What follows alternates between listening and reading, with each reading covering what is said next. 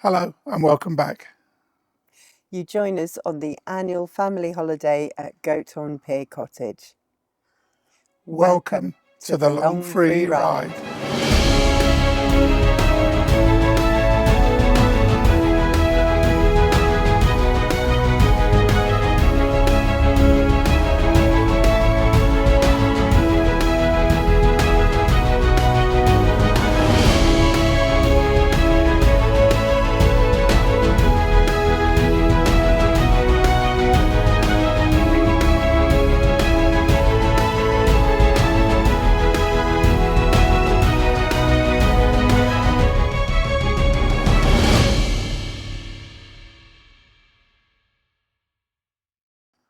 This is the second video we've made from Goathorn Point.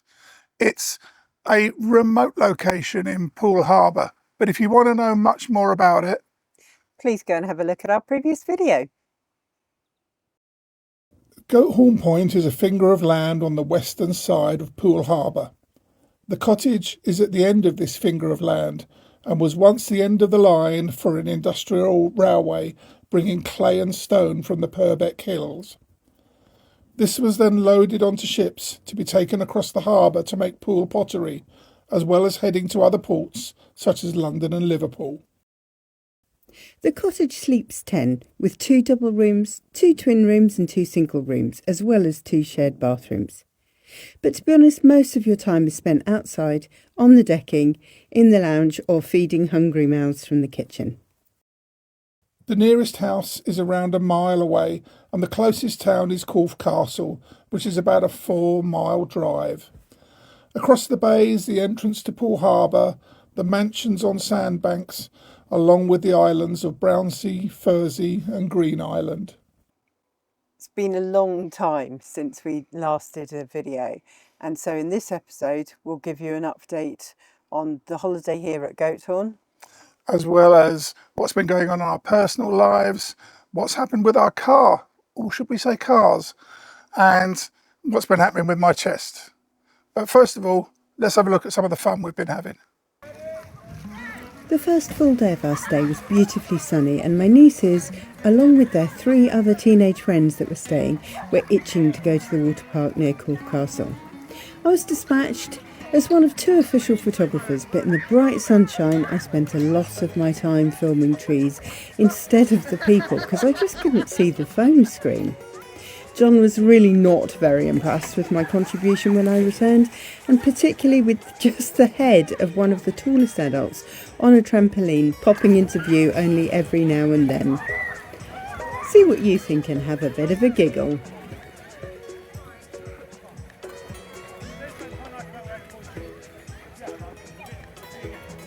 Meanwhile, with spring tides in effect, I was using the drone to get some footage of the exposed mud flats to the south of the cottage. I'd have to say that I was dismayed to see how much of the flats were now covered by the barren scars created by clam fishermen. Until recently, there seemed to be no fishing for clams in the harbour, but every year we visit, there seem to be more and more boats now. These boats throw out a small dredge and then hoover up everything it displaces as they motor in circles. Where they have been, there is no seaweed left, just raw mud. It makes you wonder how long it'll be until the entire mud flats will be bare, and all the other species that are part of that food chain will need to leave the area. This reminded me of footage Michelle and I had seen in a recent David Attenborough film of scallop fishermen absolutely destroying the seabed with massive drag chains just to collect the shellfish. I love scallops, but I've not eaten one since seeing the devastation it causes to the seabed. I guess clams will now have to go on that list too. In the afternoon, we took my dad's rib out to Studland Bay to drag the teenagers around in an inflatable rubber ring that they were calling the pretzel. I didn't get any high-speed footage as I was scared of dropping my phone, but I did get some when it was less bumpy and John caught us returning on the drone. At this point, he really didn't trust my photography at all. In the evening, everyone settled down to watch England versus Spain in the Women's Euro football finals. And we won in a penalty shootout. coming home, it's coming home.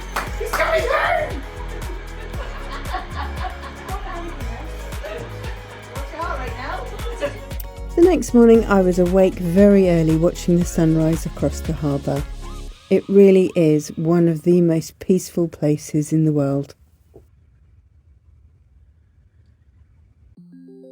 I too was up early, making a Nutella croissant star as a breakfast treat. Probably a bit overcooked on the edges, but cooked nicely in the middle and still very tasty.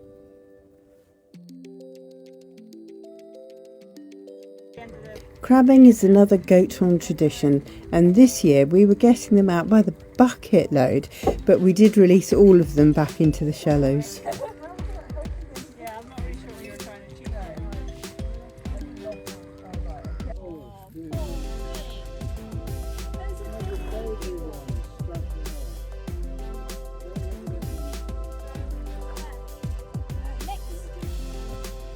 Michelle's brother had brought a couple of topper dinghies with them, and he had them rigged ready for some fun.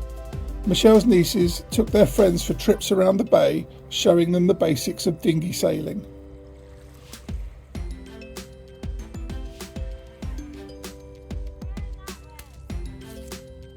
I took a wander through the countryside surrounding the cottage, capturing some of the flora and fauna.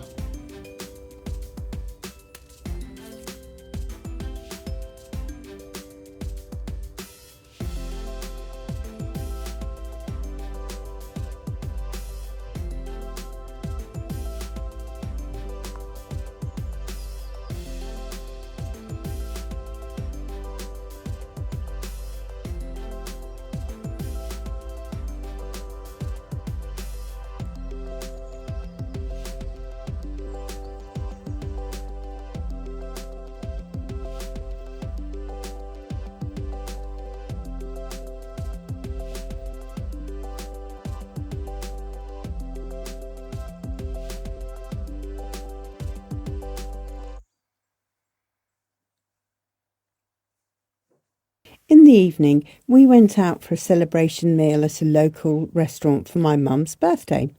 This was followed up by a glass of bubbly watching the sunset, and also a new feature to me, a Tesla light show.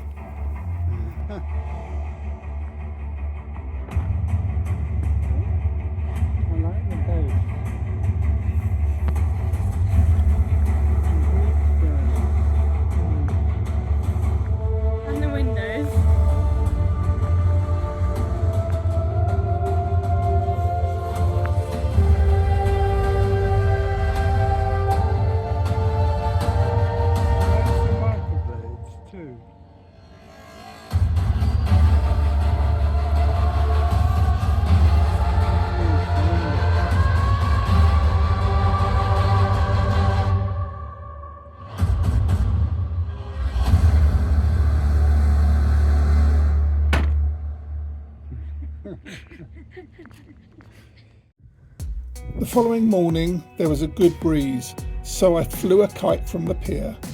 It is supposed to be a blue whale, and I found it a funny juxtaposition as the barge that services the oil rigs on Furzy Island chugged by. As I was away from the pier, the wind suddenly dropped and my blue whale kite returned to the ocean. Having run back to the pier, I was able to save it to fly another day.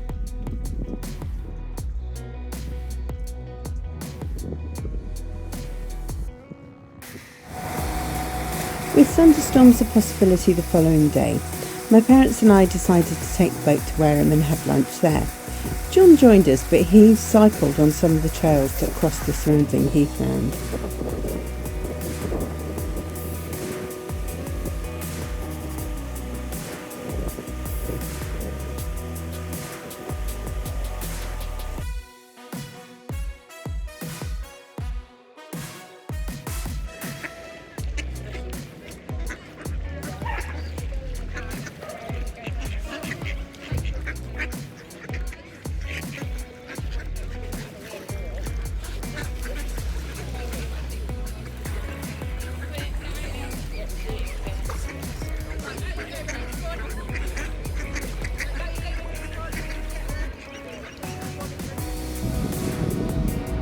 After lunch, I cycled to the RSPB Bird Sanctuary in an area of the harbour called Arn. After a can of Diet Coke and a wander along Shipstall shoreline, I was back on the bike and retracing my ride across the heathland. There seemed to be way more animals roaming about on my way back, and I even saw a sizable deer bolt across the track once it heard me coming.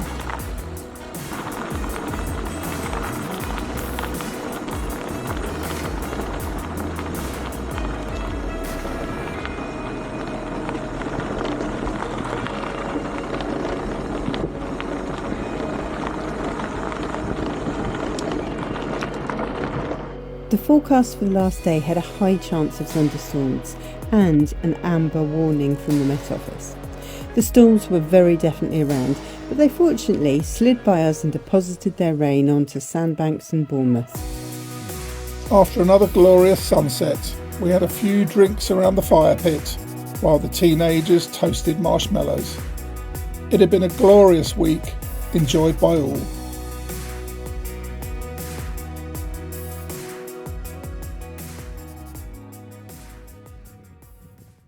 So that wraps up all the adventures we've had this week. And in our personal lives, it's not just the new beard that's changed. We've gone from being Miss Long Free Ride and Mr. Long Free Ride to being Mr. and Mrs. Long Free Ride. We had a wedding in the Royal Pavilion in Brighton. It was a fantastic day with friends and family, and we got some awesome shots using the backdrop of the palace to really show off what a special venue it is. The day was really memorable, and we were so grateful to our friends and family who made an effort to travel and come and spend the time with us. It will certainly live in our memories for a long time. Absolutely. The next thing that's changed is the car situation. Back in February, I went to Shoreham Car Auctions and bought a Tesla Model 3. So I'm part of the Tesla family now and absolutely loving my little car. Now, Michelle doesn't get the free supercharging that my Model S gets, but being as we've been plugging it in here into the electricity for the venue, then we have got it for free anyway. So this has been a long free ride. And the other special thing this car's got is it's got a tow bar, which meant that I could bring my electric bike and have a few adventures on that, as you've seen in the footage. The last update relates to me and my chest. As you may remember from the last episode, we had to do a bit of a skedaddle out of Portugal and back up through Spain and France to get me back because we were worried about me having yet another chest infection. Those chest infections haven't necessarily gone away, but rather than just being treated with steroids and like type of an antifungal to try and get rid of the stuff that's growing in my lungs, the NHS have moved on to a different type of treatment. This is called biologics, and it is a monoclonal antibody, I believe. And basically what it does is the receptors in my system that are overreacting to things like funguses that are in the air all the time and causing my lungs to fill up with gunk. It blocks those receptors and in effect therefore switches them off, and so the lungs remain a lot clearer. I've only had one injection so far and I need to have one a month, but it's been transformative since I've had that injection, which was about 3 weeks ago. I've been able to get back out on my mountain bike without just coughing my guts up all the time and having no energy. So it's been really fantastic, and I've just got to hope that that is what continues into the future, because, you know, we do want to do more long free rides. Maybe not this year because the budget has been somewhat blown on weddings and things like that. And you've got bookings for other holidays? And yes, I'm going to jump on a motorbike and ride the Route 66 from Chicago to Los Angeles on a Harley Davidson. So not free? Not free, no, very much not free. No, very much the long expensive ride, I think that one is. But yes. And noisy. Yeah, and noisy, yeah. But 2 wheels is always good wheels. So yes, and hopefully next year we'll be back with another full series. You want to head off to Italy, don't you? I do, but I'm even thinking, late this year, sneaky trip to Christmas markets.